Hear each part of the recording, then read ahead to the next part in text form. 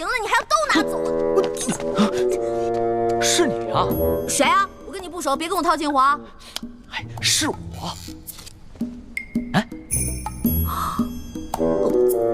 是你呀！是不是在啊，我记起来了，我记起来了。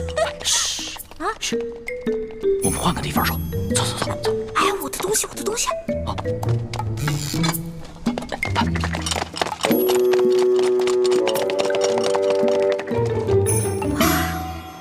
哎呀，哎呀，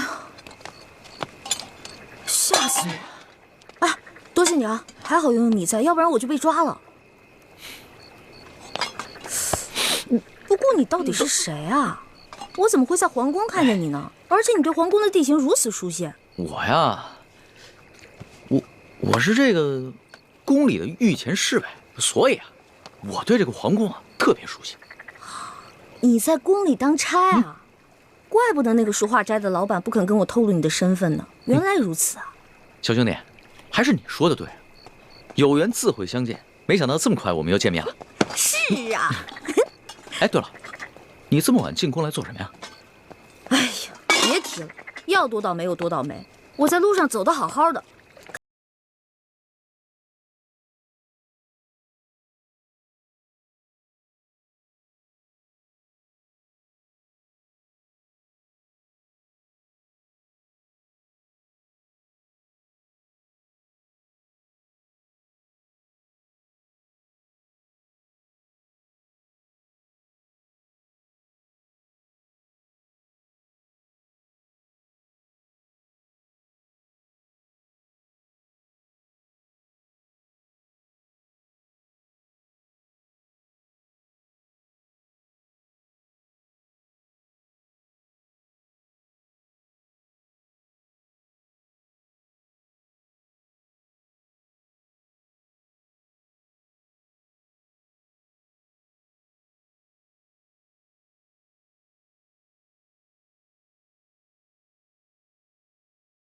欣喜，但没有想到他居然如此放肆，胆敢公然勾结内奸，真是不把皇上放在眼里。还是小皇帝无能呗，这拉屎的呀，居然被吃屎的欺负。小兄弟，你这话未免也太糙了吧？话糙理不糙啊，我说的都是实在话。如果这个皇帝是个英明君主的话，那怎么可能任由鳌拜这么嚣张跋扈呢？小兄弟啊，你想的太简单了。这皇上啊，年少，刚亲政不久，要整顿朝纲，自然是需要时间的。而且他确实想做出一番大事，要不然的话，他也不会派我乔装打扮，在宫外打探消息了。怪不得你在酒楼花钱这么阔气，原来是奉旨花钱啊！你这个差事不错啊！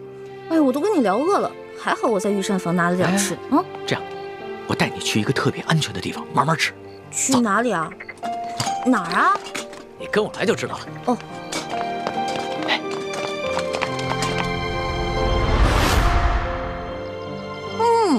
好吃。这御厨做的就是不一样，不光做的好看，吃着也香哈。那当然，能侍奉皇上的御厨，那都是天下第一的大厨子。哎，你不是说你是皇上的心腹侍卫吗？那你是他的御前侍卫，你想吃什么可以找他恩赐啊。那干嘛半夜三更的去御膳房偷吃的？我哪是偷偷去吃啊，我那是光明正大的去吃。要不是为了掩护你，我哪会被那些相熟的侍卫追着满宫跑啊？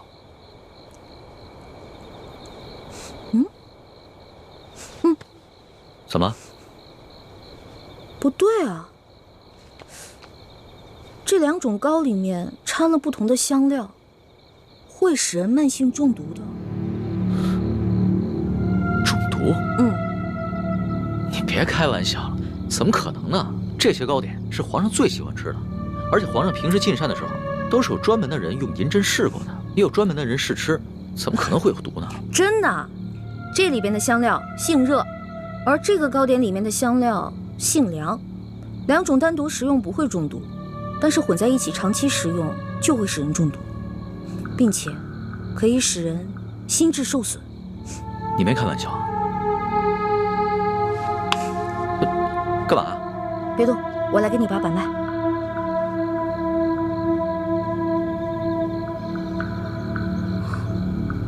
这位小兄弟，你的脉象已经显示你慢性中毒了。那个替皇上试吃的人，不会就是你吧？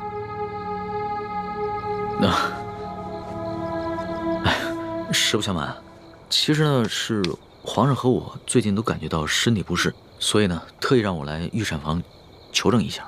原本呢我是不相信宫里的太医，所以想取几样食材拿到外面去给宫外的名医看看。一开始见到你在那儿的时候，我以为啊你是下毒的人，派来毁灭证据的。后来看到你毫无顾忌的大吃大喝，然后又跟我说了这些话，到现在我才相信你。遇到本李大侠李易欢，算你运气，知道吗？李易欢，姓李名易欢，这名字挺好听的。那当然了，我不仅名字好听，还会识毒，并且还会解毒呢。那我和皇上的毒能解吗？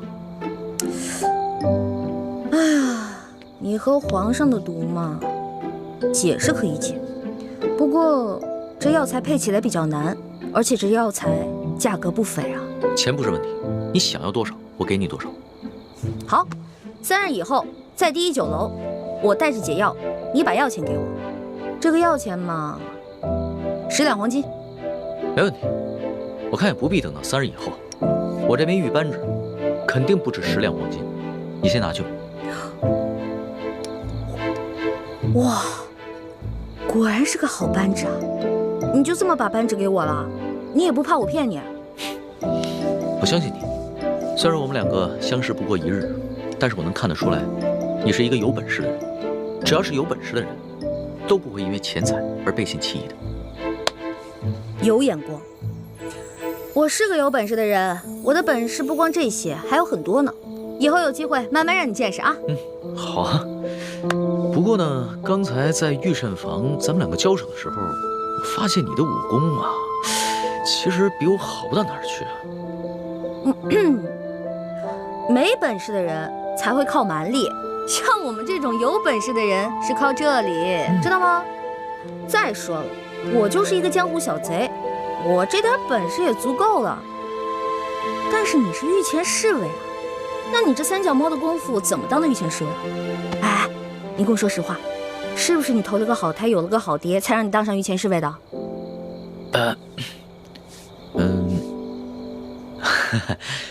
实不相瞒，我确实是投了个好胎，有个好爹。我祖上啊是8旗的贵族，我能随侍皇上，也都是我们家里人帮的忙。任人唯亲，这康熙小皇帝呀，果然不是什么明君啊。哎，也就是你啊，说这样的话。要别人说这样的话呢，我早就拉他去见官了。不过呢，你虽然言语上对皇上不敬，但是我能看得出来，你心思不坏。你这个小兄弟吧，通情达理，仗义疏财。我决定了，你这个朋友我交定了。来，今天高兴，喝酒。我这壶底的酒可不是一般的酒，这个酒呢是我在山里发现的野山葡萄酒，也不知道哪位仙人何年何月何日酿造的，总之特别好喝。你别以为你是皇上的小跟班，吃惯了好多御食，好多御酒，就不把我这个酒当回事儿了。我这个酒啊，可比你那些御酒好喝多了。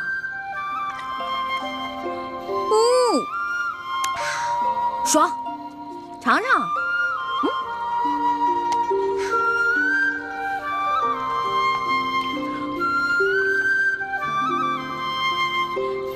怎么样？啊，是好酒啊，是吧？多喝点。哎，小兄弟，你是哪儿的人啊？为什么要进京啊？我呀，我就是一个江湖游侠。我进京呢，就是来看一看京城有多繁华，吃遍京城的美食。2呢，我是想找一些珍贵的药材，配一款冰肌雪肤养颜膏，给我姐姐脸上疗伤。你姐姐的脸怎么了？哎呀，别提了，一说到这事儿吧，我就特别内疚。小的时候啊，我背着大人，拉着我姐姐去山里玩。哎，妹妹，咱们回去吧。平日里师傅们都不让咱们上山玩，说山里有野兽，那是他们吓唬咱们呢。走吧。哎呀，哎呀，走啦！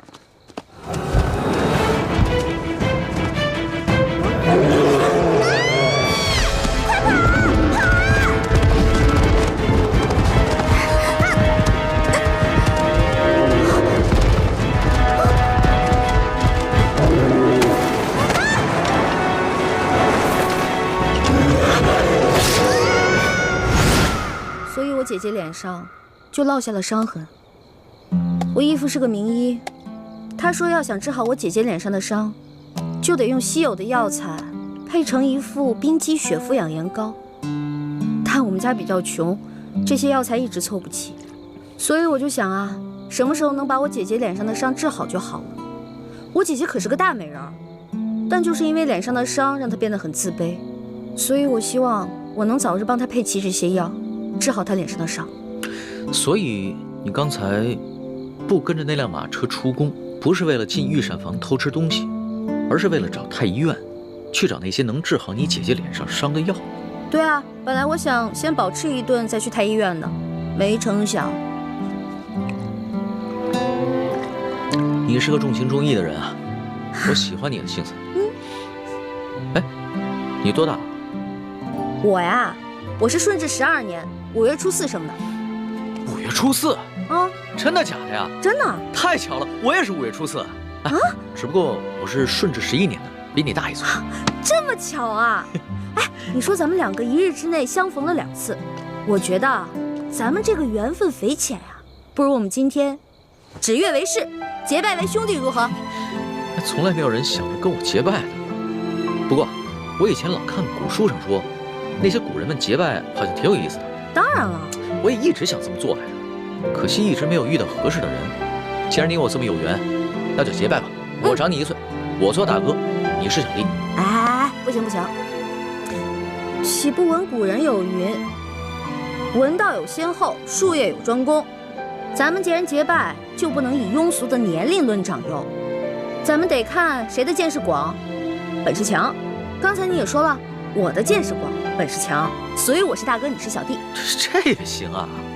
当然了，如果你觉得不行的话，再来打一架，谁赢了谁是大哥。不打。行，居然还有人想当我的大哥。行，你是大哥，我是小弟，好了吧？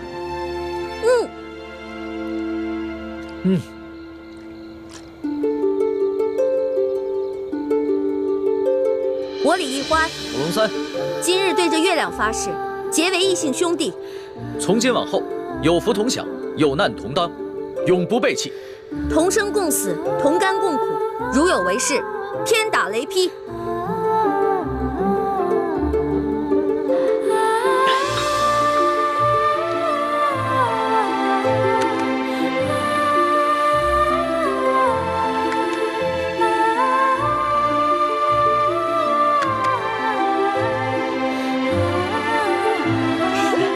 大哥请，小弟请。啊，对了，我们现在都结拜了，以后不能骗你了，要不然会天打雷劈的。大哥，你说什么呢？你可真是个小白兔！我之前说那个解药说要10两黄金，其实只需要10个铜板。我跟你结拜了，所以自然不能骗你了。哦，还有这个玉扳指，还给你吧。我是刚开始看你那么有钱，所以想顺便敲敲你的竹杠。不过现在咱们都结拜了，我就不能再骗你了，我得讲义气啊。大哥果然是个性情中人。不过我们刚刚对着月亮发誓，要有福同享，有难同当。小弟的东西呢，就是大哥的东西。这个玉扳指啊，大哥你就好好收着吧。这个东西啊，小弟多的是，不必还我了。当真啊？当真。我们刚刚发过誓的，你总不想让小弟被天打雷劈吧？像你这样的小白兔，行走江湖不得被人炖了给烤了吃啊！不过你放心吧，现在有大哥在呢，大哥保护你。行，那日后小弟就多仰仗大哥观察了。放放心吧。乖啊，这些解毒药给你的。怎么煎怎么服我都写好了，1个月之内按我说的做，保你跟皇上体内的毒全部消除。多谢大哥。小小意思，不用客气的。哎，对了，大哥，你为你姐配的那个养颜膏需要的药材也写一份给我，我回头啊帮你去太医院取去。真的？谢谢龙小弟。自家兄弟，你跟我客气什么呀？哎，对了，你们查到那个给皇上下毒的人了吗？虽然没有确凿的证据啊，但是也猜到了7、8分。会不会是那个中堂大人鳌拜啊？他那天说让宫里的内侍给皇上进补，是不是就是给皇上下毒啊？大哥，这外面人多嘴杂的，咱们好久才见一次。今天啊，我们只谈美食，不谈国事。对对对，美食当道，其他的靠边去吧，吃吧。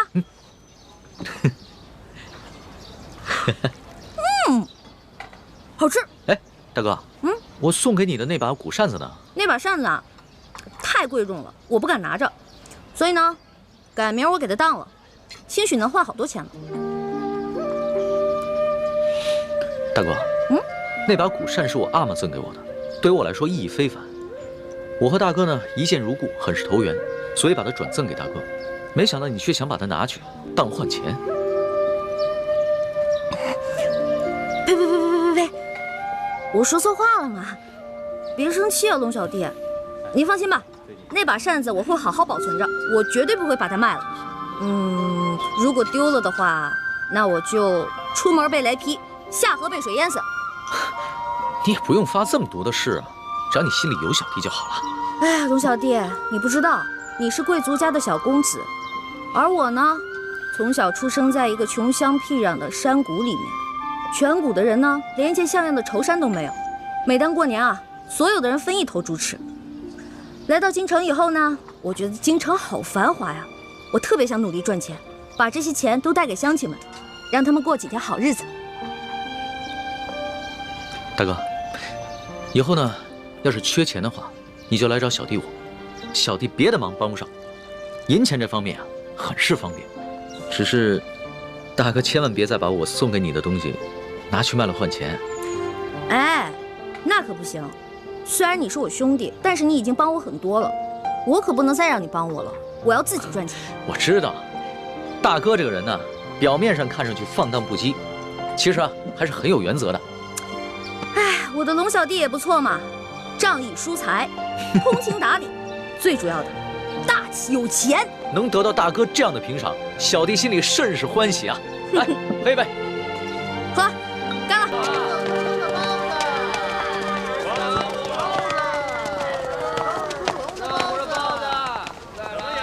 你们就在这儿候着吧，我上去等人。这。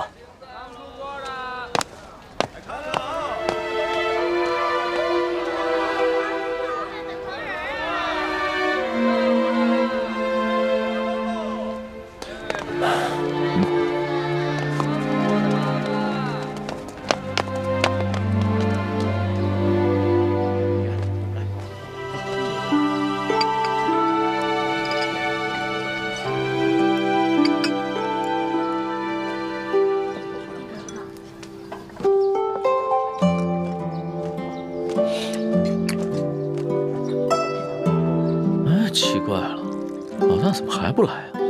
他应该不是言而无信之人啊。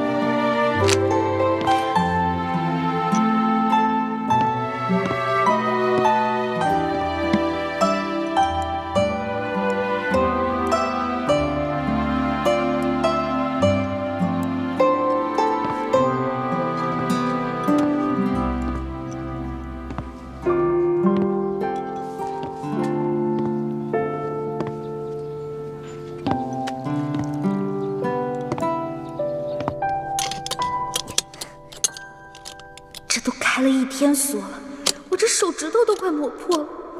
天灵灵，地灵灵，观世音菩萨、如来佛祖、菩提老祖，你们都显灵啊！快点让我把这把锁打开呀！终于打开了！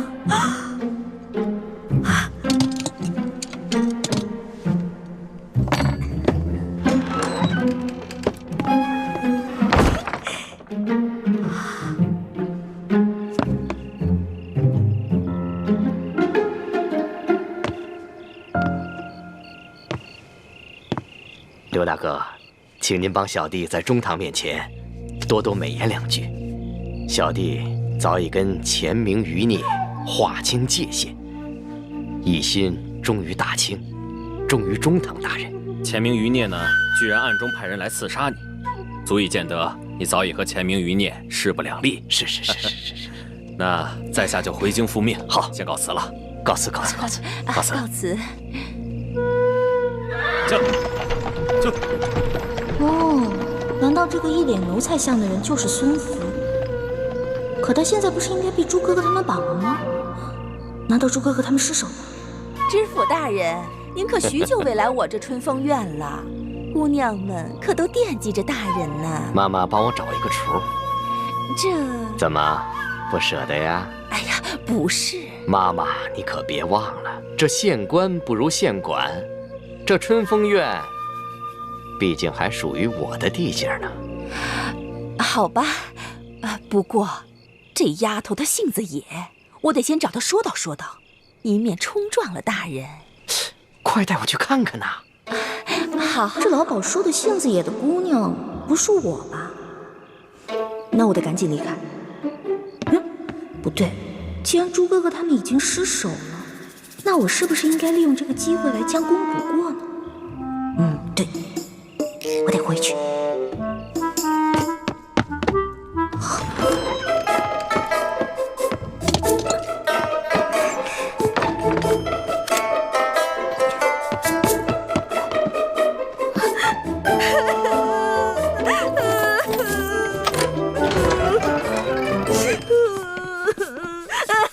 哎呦，别哭了啊！我再也不偷东西了，你千万别把我送官，行不行？傻丫头，你长得这么俊，我怎么舍得把你送官呢？真的？当然是真的。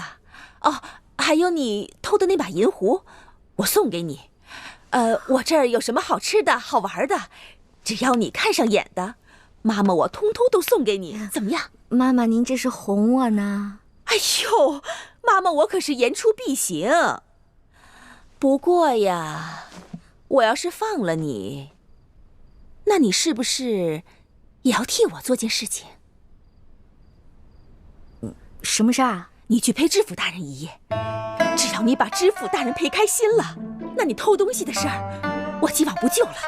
还有我许诺给你的这些东西，通通都送给你。但是妈妈，哎呀，像你这么年轻，又生得这么花容月貌的，难道你真的要坐大牢啊？丫头，你是聪明人，要怎么做还用我说吗？可是人家还没出阁呢，所以才让你陪知府大人呀。哎呀，其实女人呐，早晚是有这么一天，是要清白还是要自由，你自己选一个。就一个晚上，就一个晚上。那我还是选择自由吧。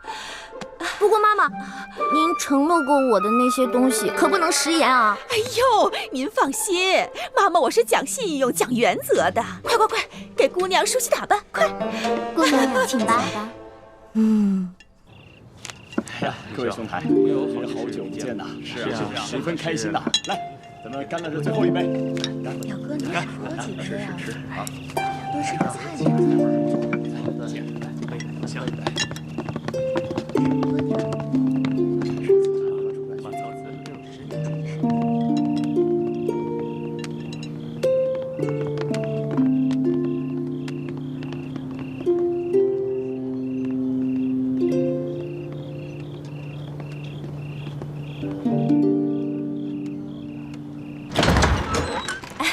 大人请。好。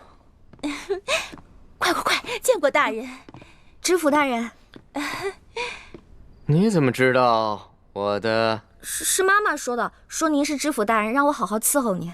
哦，这个，哎呦，果然是个厨啊！啊，走吧，走吧，走吧，好好伺候啊。不错。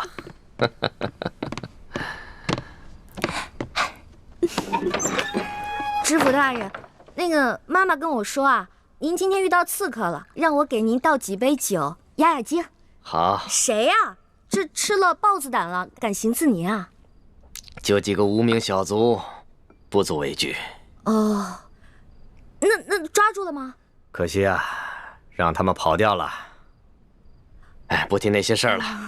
今天晚上，你可得好好的陪我找找乐子。是啊，今天晚上忘了那些不开心的事情，尽情的喝酒。好。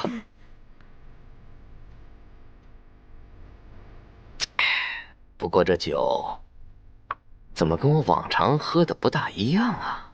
嗨，这个酒是我专门为了让大人您压惊准备的酒啊，您觉得怎么样啊？香，就和美人身上的味道一样香。哎，大人，咱俩玩骰子吧。好，来，我先来。好，你先来。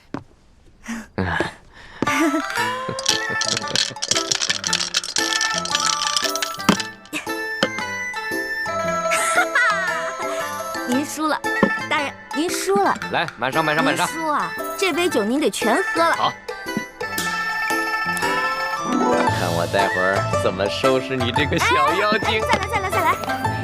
小子，来呀，玩呀！找你。输了的话呢，你还得再喝一杯。这每次为什么都是我输啊？可能我今天运气好吧。来，大人喝。让我休息一下。哎，再喝点吧。休息。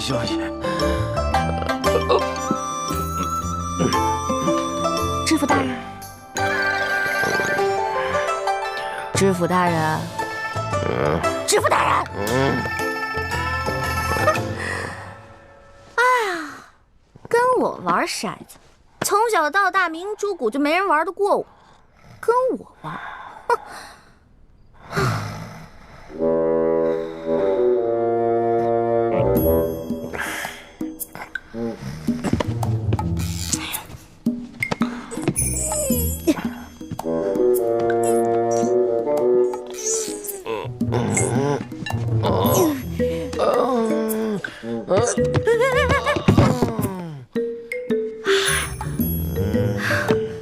天哪，这人跟个死猪似的，怎么抬啊？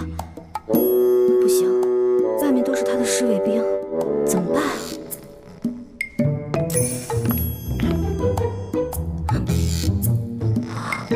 有了！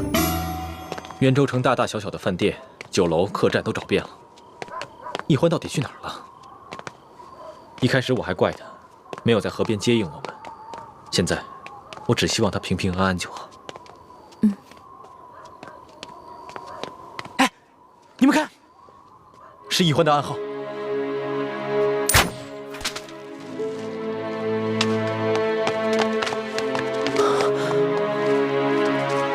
大师兄，小师妹说她在春风院，可这春风院是什么地方啊？春风院听着像是妓院的名字，可是欢妹怎么会在妓院呢？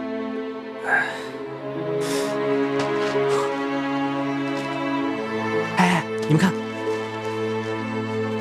小师妹说她在妓院里捉到了孙福，让咱们赶紧去接应。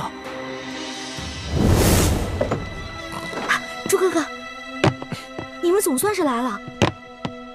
慢点啊，樊姐姐。这个人就是孙福。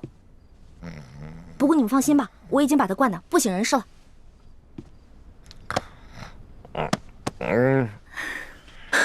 果然是他，这个老狐狸。欢妹，你怎么穿成这样？哎呦，我这是迫不得已嘛。猪哥哥，你就别生气了。我能不生气吗？若不是你擅自行动，划走了接应的船，我们怎么会落入孙福的包围圈？倾城为了救我，还受了重伤。徐姐姐怎么了？严重吗？已经服下解药，没什么大碍了。只需要运功几个时辰就能排出余毒。事情败露以后，孙父下令全城搜捕我们，我们不能回原来的客栈。还好叶师弟计划周密，事先准备了一处民居，让我们暂时有了安身避祸之处。京城也有地方可以养伤。大师兄，其实这次任务行动失败，也不能全怪小师妹没在指定的地点接应我们，主要还是这个老东西太老奸巨猾了，而且咱们过于轻敌了，对吧？算了，你能抓到孙福，也算是将功折罪了。只是现在外面到处都是孙福的人，我们要想一个办法，把孙福给运出去。我知道，老办法。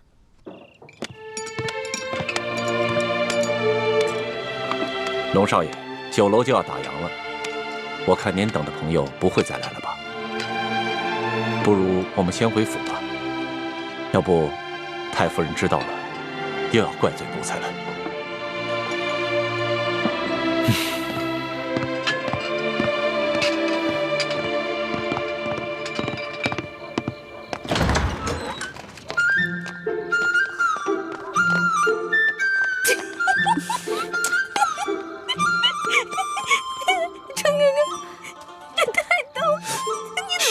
别闹了，办正事。我现在是不是应该不管你叫猪哥哥了，应该叫你猪小妹？别闹了，猪小妹。走了。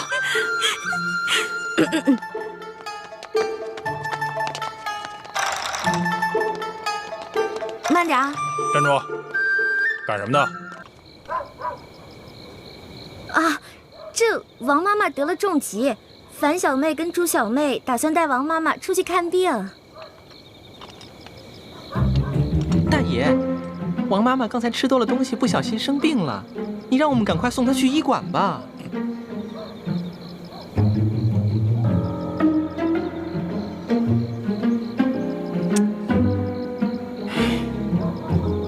走。好了，快走吧。谢谢你啊。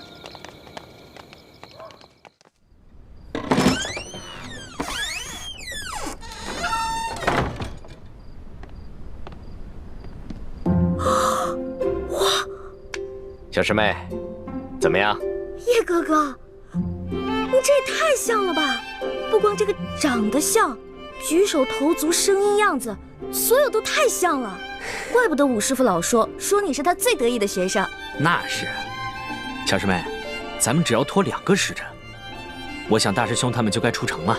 到时候咱们再溜之大吉。知府大人，吃的可好？可还要添菜？不用了，别再过来打扰我们了。是，奴才明白，这春宵一刻值千金。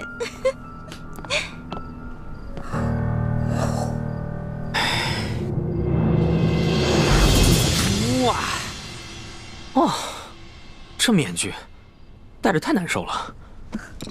哎呀，叶哥哥，咱俩一块吃点吧，要不然这么多菜白白浪费了。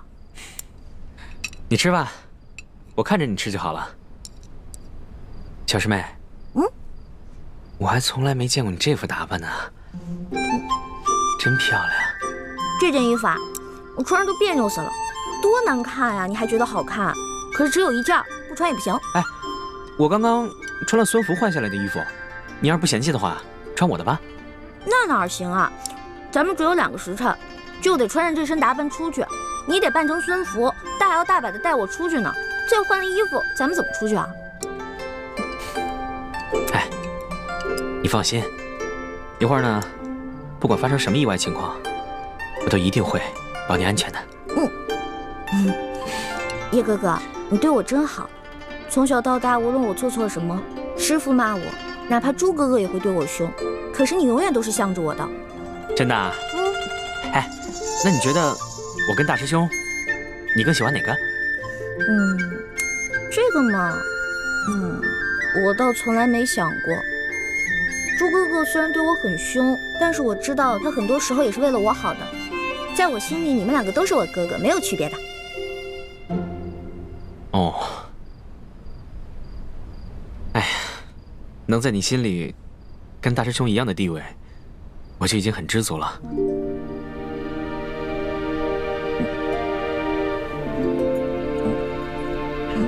叶哥哥，你能不能别用这种眼神看着我呀？我什么眼神啊？我感觉你的眼神有一点点伤感，这样看着我特别不自在。小师妹，你还能看出我眼神有些伤感，我很知足了。哎，对了，今天晚上咱俩的谈话，千万不要对别人说啊，尤其不能跟大师兄说。为什么呀？从小到大，咱们5个不都是无话不说的好朋友吗？哎呦，我的好欢妹啊，你还真是一个情窦未开的小姑娘啊！在大师兄眼里呢，你是他未婚妻；在明之谷所有人眼里，你是大明未来的太子妃。所以，我刚刚其实对你说的那番话，已经是大逆不道了。所以，这只能是你我之间的小秘密，千万不能告诉别人，知道了吗？叶哥哥，既然你也觉得说那些话不好，那以后你就别说了，因为我听了也挺不自在的。好，以前我没说过，以后我也不会再说，行了吧？嗯。哎呦，知府大人，你不能这样啊！哎呦，不能办呀！快搬！所有值钱的全部搬上去。搬上去。知府大人，您是昨天晚上喝了酒还没醒吧？你这把我春风院的财产都充了公了呀！你们拐卖良家妇女，逼良为娼，没有拿你问罪，本官已经是网开一面了。知府大人，您不会忘了我这春风院幕后的老板是谁？少拿幕后老板来吓唬本官，本官还就不信了，还有胆敢置大清律法于不顾的。知府大人，您以前不是这个样子的。当然了，知府大人之前是为了查清案情才在你身边周旋，如今有了我这个证人，留着你没什么用了。就是你！我说，你给大人灌了什么迷魂汤？你让他一晚上怎么跟变了个人似的？没错，就是本姑娘。怎么了？好啊，你挺有本事的，你就这一晚上就把知府大人迷得服服帖帖的。大人，院中所有财物都已经搬上了马车。好，出发。大人，你别走啊！大人，你这个老巫婆，谁让你仗势欺人、为虎作伥的？你别走！走啦，老巫婆，走喽！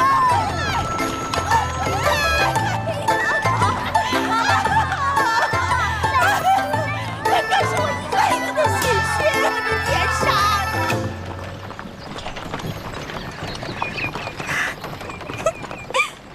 这下可好了，我们把春风院的衣服和首饰全都洗劫一空，这要发给明珠谷的姐妹们，她们看了一定开心死了，从来没有见过这么好的东西呢。哪位小师妹在执行任务中，还会想着谷中的姐妹们？这个簪子最漂亮了，我要把它送给樊姐姐。回谷以后啊，我要再看看有没有好看的衣服，都要留给樊姐姐。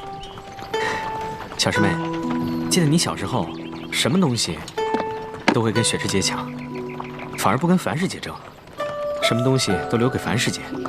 现在长大了，还是想着樊师姐。哎，其实在我心里呢，你们诸位师兄跟师姐的位置是一样的，只不过小的时候樊姐姐因为我毁了容，所以让她变得很没有自信，很自卑。我心里一直觉得很愧疚，我就想着呀，等到京城以后呢，我一定帮她找到冰肌雪肤养颜膏，治好她脸上的伤，帮她恢复容貌跟自信。小师妹，虽然大师兄和师傅们总是在批评你，可是你在我心里永远是最美的，最善良的。后面那几条狗怎么办啊？没事，我们已经出城了，等到僻静的地方，我就要把他们打发了。那你自己行吗？不用管我，在你心里，只有大师兄武功高强吧？哎，不是的，叶哥哥，我是怕万一打起来，我不是帮不上忙吗？不用你帮忙，保护好你自己就行。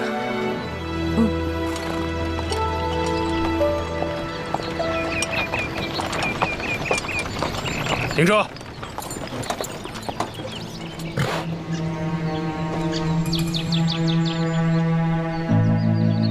为何停车？大人，您究竟是要去哪里啊？这里离元州都已经有5里多路了。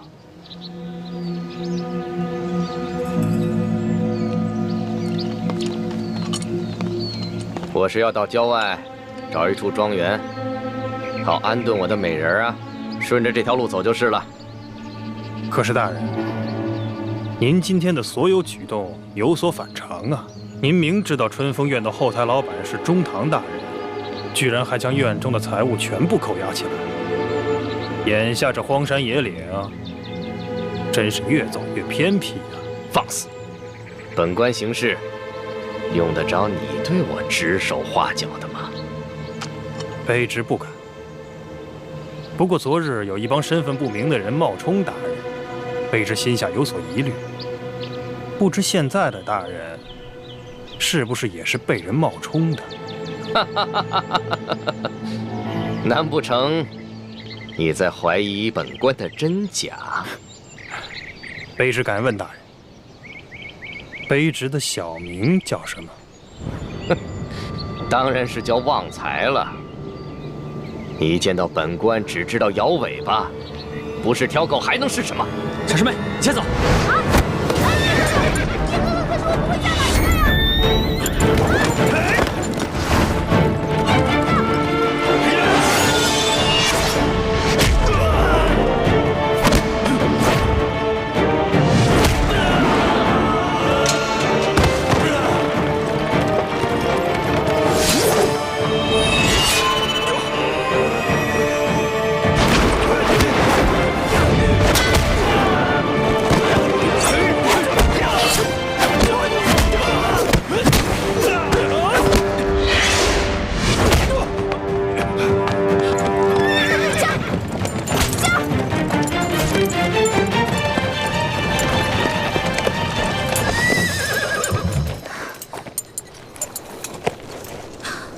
这样是不是太不仗义了？不能丢下叶哥哥一个人走呀！马儿，咱们现在回去救叶哥哥好不好？走，走啊！走不走？再不走我打你了啊！嘿，这个马怎么软硬不吃，跟我这么像啊？你逼我了啊！走吧你！驾！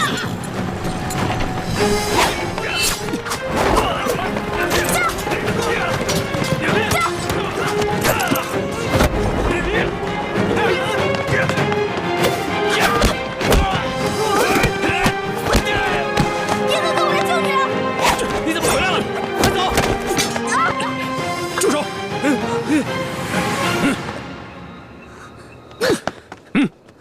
叶哥哥，你别管我，你快走！站住！再上前一步，我就杀了他们！把他们带回衙门，再逼问大人的下落。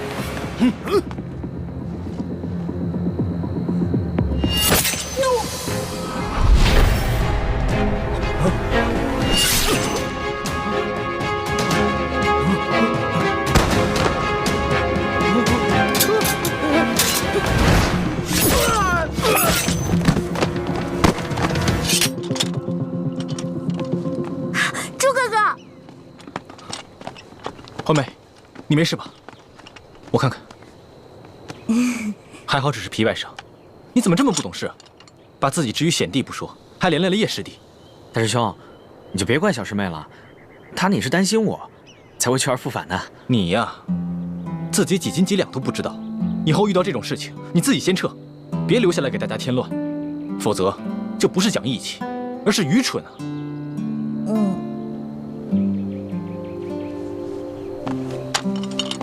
樊姐姐，你看，好看吗？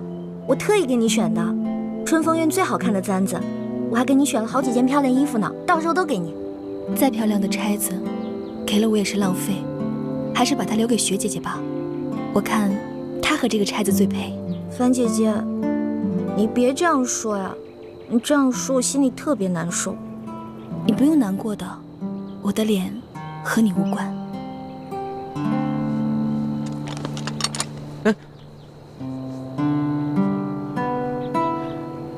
师弟，你这脉象好像是受了很重的内伤，难怪你连孙府的几个卫士都收拾不了。我这次来元州之前，有一天晚上练功，不小心走火入魔了啊！幸亏雪师姐及时发现，出手相救，我才躲过一劫。不过，还是受了点伤。我是怕大家担心，所以让雪师姐不要告诉你们。只有练功时心神不宁，才会气血乱行。叶师弟，你不会有什么心事瞒着我们吗？没有啊，我当时也不知道是怎么了，我以后注意就是了。叶师弟，你刚才不顾自己的性命安危救下一欢，我很感动。谢谢你这么照顾我的未婚妻，你未来的嫂子。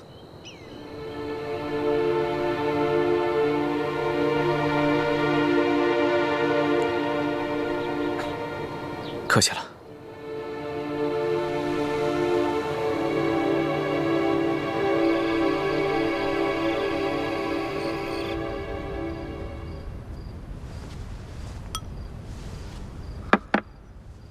倾城，你的伤好点了没有？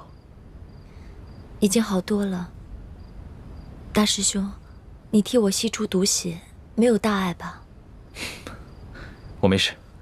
那就好。你为我那么奋不顾身，大师兄，你对我真好。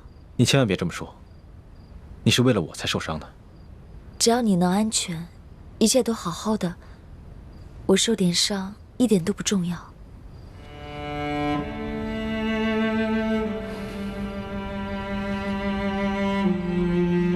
真没想到，小师妹一个人就完成了擒获孙福的重任。是啊，她虽然偷懒，却是胆大又心细。大师兄，只要你提到小师妹，你的眉梢眼角都是笑。时候不早了，你早点休息吧。明天一早还要赶回明珠谷呢。嗯。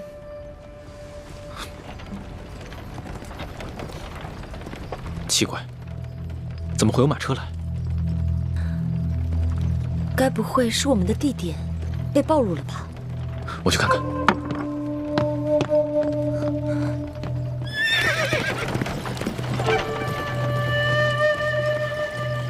大师兄，倾城，你怎么来了？你的伤还没好。我不放心你啊。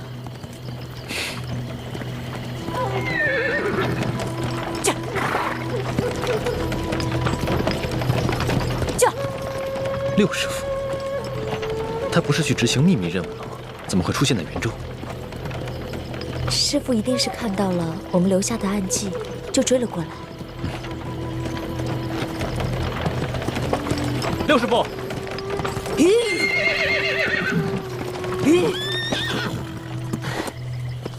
太子，倾城，师傅，总算找到你们了。太子，明日你带车中人一起回明珠谷，把他交给靖王。记住，千万不要伤害他，更不要放跑他。六师傅，这车上的人到底是谁？你们看看就知道了。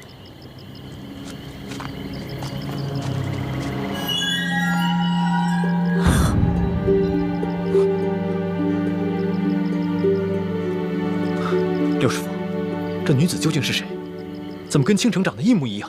她叫舒婉心，是山西总兵舒建的独生女儿。她是此次入京待选的秀女。我一直在暗中跟踪她，本想着她入了京，倾城和你们也回到了京城，到时候再找机会下手。可是没有想到，她今夜途经元州，在城外住进了一所驿馆，所以我就提前把她劫了过来。六师傅为什么要这么做？因为从今夜开始，倾城就是舒婉心。你的意思是，要让倾城顶替舒婉心进宫选秀？不错。想要查出童霞的下落，我们必须要想办法进入皇宫潜伏，而这一次是最好的机会。不行，这样太危险了。大师兄，这个计划不是六师傅临时起意，其实是诸位师长们早就集体商议过的。这些年来，我除了和你们接受同样的培训，也在暗中学习如何在皇宫中潜伏。2年前，师父们得知舒婉心和我长得相似，就已经在暗中让我模仿她的一举一动了。可是，如果你真的进了皇宫，被康熙选中，你就要成为他的妃子。那也是无可奈何的事情。为了给先帝报仇，为了光复大明，那么多人都牺牲了性命，我又怎么能在意一己之清白？好了，时间紧迫。倾城，你随我一起回到舒婉心的驿馆，潜入她的房间。如果被人发现舒婉心不见了，那这个计划就不可行了。可是倾城受了伤，还中了毒，身体还没有恢复。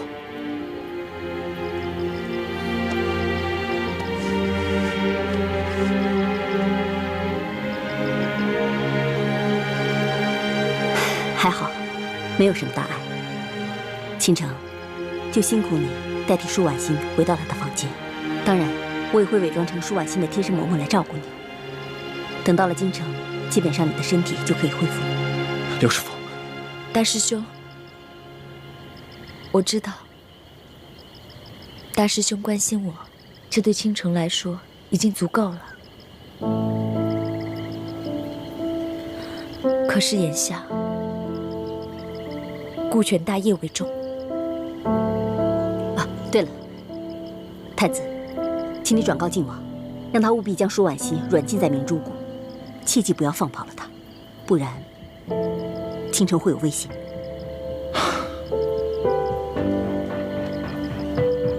倾城，师父，委屈你了，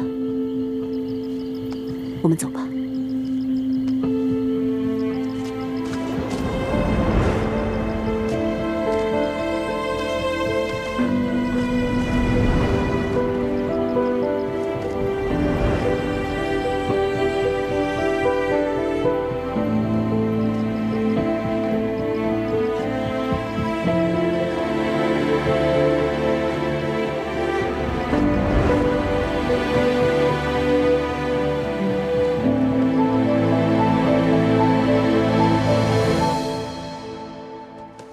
李定国，我孙福既然已经落到了你的手里，要杀要剐，就随你吧。孙福，你做出这副视死如归的英雄模样，演给谁看的？我问你，我儿慈星现在在哪儿？他是死是活？是不是你把他出卖给清廷，才换得了现在的顶戴花翎？你笑什么？我笑你李定国一世英雄，却是一个不明大事的糊涂人。你以为你儿子跟你一样愚忠吗？当初平西王攻入滇都，你为了护送永历帝逃离，不惜杀妻杀女，早就伤透了李将军的心。夫人，李定国欠你的，余生一定先还。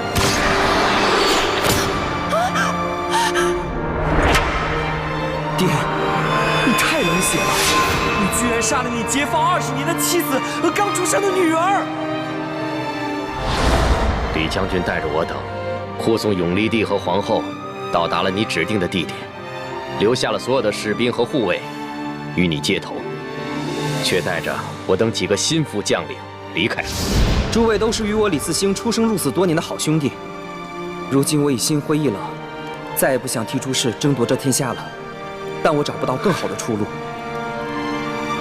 诸位，你们是想继续为诸氏卖命，或是回到老家与家人团聚，甚或是投靠清廷，都由诸位自行决定。现在，我李嗣星正式与大家别过，从此各奔东西吧。将军，将军，胡说！我不相信我的嗣星会就此离开我，就算他心里怨我恨我，他也不至于这么多年杳无音讯。一定是你早就把他给出卖了。那么他现在一定已经遭你的毒手了吧？我知道，今天就是我的死期。不过，我能偷着享这10几年的福，不亏了。总之，该说的我都说了，信不信，就由你了。混蛋！都什么时候了，你还如此嚣张？快说，李将军到底现在身在何处？好，我说。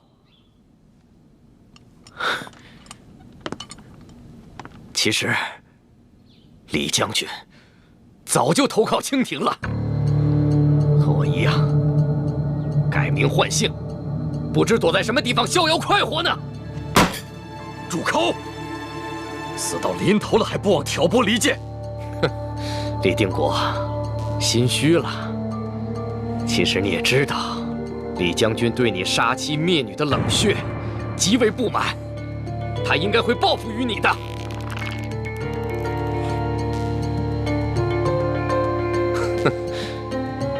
想不到10几年过去了，你更加疯狂，竟然用你的亲生女儿假扮青楼女子色诱于我。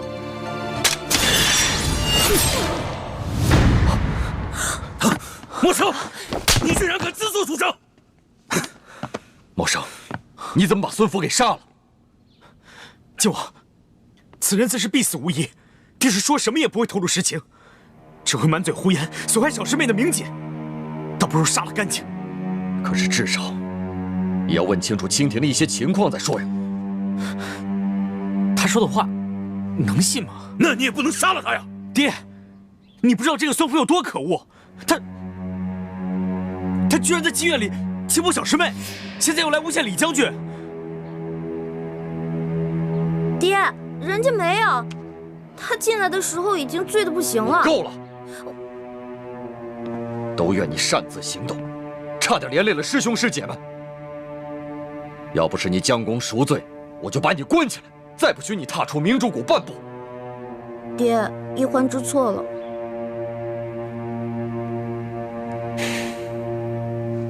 一欢这次出谷还是有收获的，我相信他现在应该明白，为什么我们几位师长老是逼他努力学习练功。正所谓学到用时方恨少。一欢，以后你得吸取教训，多跟师兄师姐们多学点本事。知道了，义父。把他抬出去吧。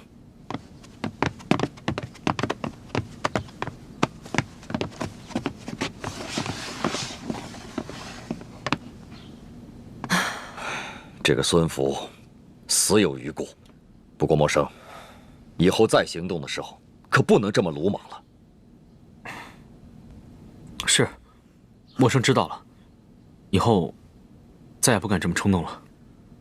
莫生平时做事啊，还是挺冷静的，可遇到一欢的事，他就沉不住气了。这些孩子呀，咱们是看着长大的，他们心里想着什么，咱们这些做师长的怎么会不明白呢？不过孩子们，你们要切记，眼下最重要的任务是要找到铜匣和1号金钥匙，拿出藏宝图和义士的名册，这样才能壮大我们联盟的力量，切不可为了儿女情长而耽误了大事。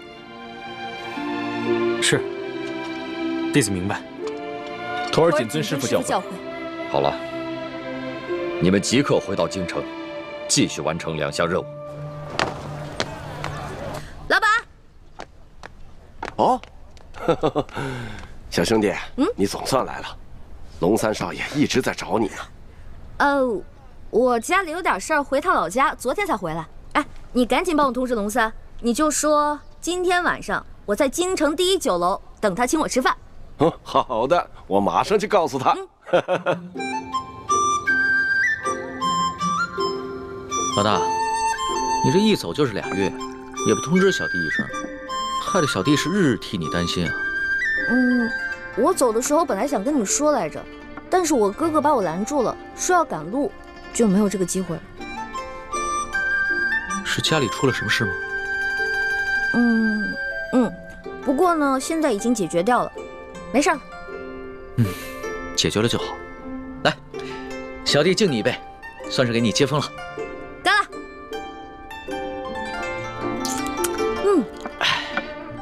哎，对了，龙小弟，你下次如果再有急事儿的话，你就派人去东14胡同的慈航药铺找我大哥。我大哥叫李建清，郎中。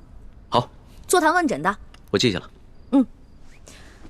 哎，皇上有没有查到那个勾结鳌拜的内奸啊？暂时没有。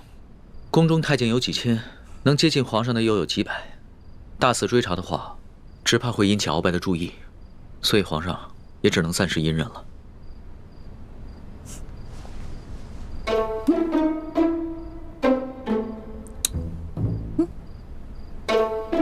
哎呀，我查一查你的毒解没解嘛？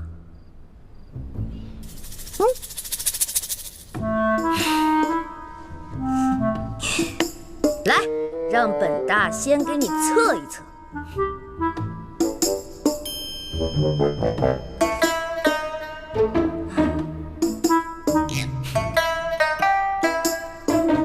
不错，你的毒已经解了。皇上的呢？当然也解了。皇上龙颜大悦，说呀要重重的赏赐你的。真的假的？龙小弟，我发财了！我发财了！龙小弟，我发财了！你知道吗？这次回去啊，我给我的兄弟姐妹们带了好多东西，他们看到以后可开心了。我看到他们开心，我就特别开心。看着老大的笑脸，小弟的心里也是很开心啊。不过，这皇上毒解了，鳌拜会不会起疑心啊？他会不会想着别的法子再害皇上啊？你小声点吧，皇上哪有那么傻呀？当然是继续假装中毒，掩人耳目了。再说了，近日元州知府突然失踪，鳌拜正在亲自查办此案，没空顾得上宫里的事情。元州知府失踪了，那会不会被人暗杀了？很难说呀。近日明珠谷的乱党活动猖獗，这元州知府失踪之事多半与乱党有关。鳌拜已经加大了对乱党的清剿力度。老大，小弟知道你一向喜欢行侠仗义，可最近这段日子你可得千万小心，别做什么违法乱纪之事。知道了，龙小弟。吃吧。吃饭。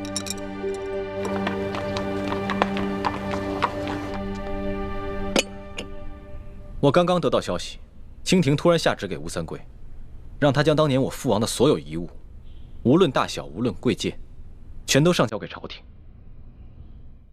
可永历帝被吴三桂已经弑杀了这么多年，清廷为什么要在这个时候突然要吴三桂上交永历帝的遗物？应该是为了那1号金钥匙。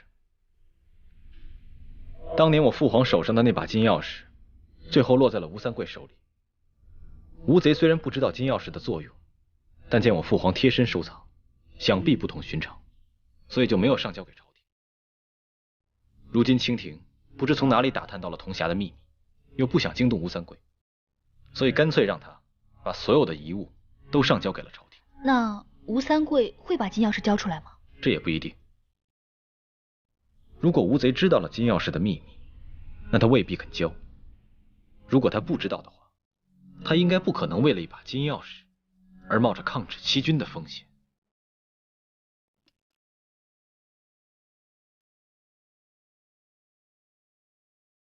我们现在该怎么做？滇都的内线传来消息，吴三桂已经命令他的二儿子吴应奇押送父皇的遗物进了京城。叶师弟、樊师妹，你们2个人去跟踪吴应奇的车队，想办法打探清楚到底有没有那把金钥匙。如果有的话，立刻想办法拿回来。好，我们现在就收拾东西出发。怎么了，叶师弟？有什么问题吗？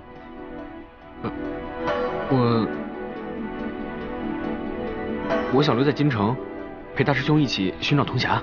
叶师弟，你留在京城，只怕不是为了帮我找铜匣，而是舍不得某个人吧？大师兄，你误会了。叶师弟，大师傅说过，出谷之后一切行动要听从大师兄的指挥。再说从吴应奇手中拿回金钥匙的任务也很重要，怕是我一个人应付不来啊。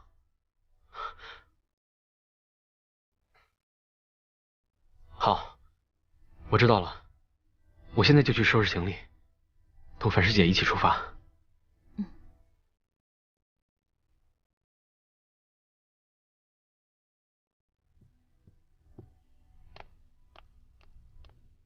哎，小师妹呢？怎么不见她呀？她去见龙三了，我让她去打探孙福失踪以后蜻蜓的动静。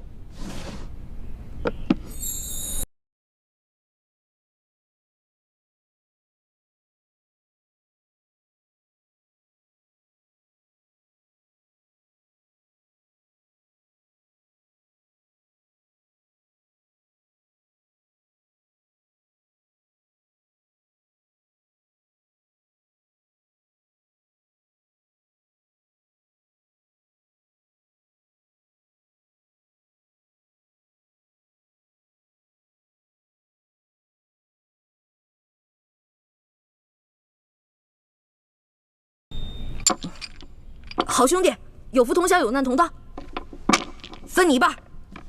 那可不行，是你解了鳌拜给皇上下的毒，我要是动了这些赏赐的话，说不定皇上会摘了我的脑袋。这件事情天知地知，你知我知，皇帝小儿不会知道的，拿着吧。谢谢大哥了，小弟真的不需要。真的不需要？我看起来很像缺钱的样子吗？啊，大哥自己留着用吧。我给你了啊，是你自己不要的，别怪我。好，我不怪你。我知道我这个大哥呀，最讲义气了，有眼光。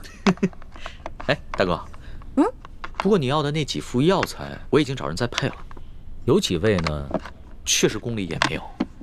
宫里都没有啊？不瞒大哥说啊，这宫里边啊，也不像你们想的那样，什么都有。就拿药材来说吧，珍稀的药材、不常用的药材，这也不是随时都有的。不过你放心好了，这个事情包在我身上，我一定给你办妥了。还是龙小弟讲义气。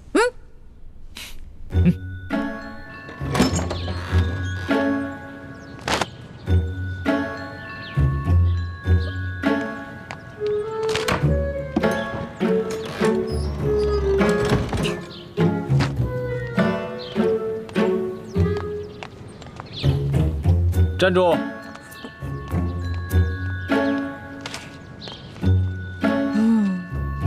又要去哪儿啊？我存粮没了，打算出去买点好吃的。就知道吃。你知不知道，孙福失踪以后，蜻蜓上下有多震动？现在外面风声有多急？知道啊，不过孙福跟他的贴身侍卫早就死翘翘了，怕什么？你呀，本事不大，胆儿倒挺肥的。现在蜻蜓在全国范围内加强了对反清势力的清洗，不要说是袁州，就连京城，也比平时多了很多的暗探。知道了，猪哥哥，我就出去买点吃的，马上就回来。你的保证我可信不过。你还记得袁州春风院的老鸨吗？当然记得了。那日我跟叶哥哥把他的春风院洗劫一空的时候，那个老鸨呼天抢地、撒泼打滚的样子太有意思了。抢劫妓院，亏你想得出来。每次行动都是这样，不知道轻重。当时情况那么危急，少跟我嬉皮笑脸的。听说那个老鸨进京找鳌拜告状来了，你要是碰上了，你以为啊，就凭你这个不入流的易容术啊，能逃得过他那双老眼吗？猪哥哥，京城那么大，怎么就被我碰上了？那也太巧了吧！万一碰上了怎么办？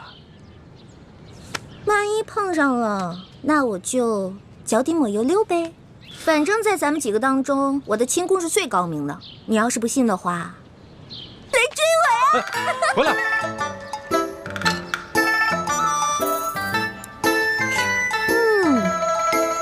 香，烤鸭来了。放这放这。爷，您慢用。就等你了，走一个。客官且慢，客官且慢，对不起，这盘烤鸭呀上错了。哎，给我放这儿。没上错啊，我也点了。实在不好意思，隔壁那雅间的客人也点了烤鸭，只不过不凑巧，本店今天就剩这么一只了。那这也是我的，我先点的，所以烤鸭就是我的呀。客官您看这样，今天您的菜钱我给您老打个8折，另外再送您老2个好菜。呸！谁要你打折？小爷有的是钱，看到了吗？真金的，拿去拿去。客官，隔壁的客人来头不小，小人实在是得罪不起，还请您老多多包涵。你才老呢，你才老呢！呸呸呸呸呸！这还天下第一酒楼呢，怎么吃个饭都这么势利啊？我不管啊，反正这鸭子就是我的。得罪得罪，这鸭子我先端走了。给我！松手！是谁抢了被中堂大人点的鸭子啊？拿走拿走吧，我好像没那么喜欢吃鸭子，拿走吧。这只鸭子都被你吃过了，我们还能要吗？天哪，我今天出门为什么不看一下黄历呀？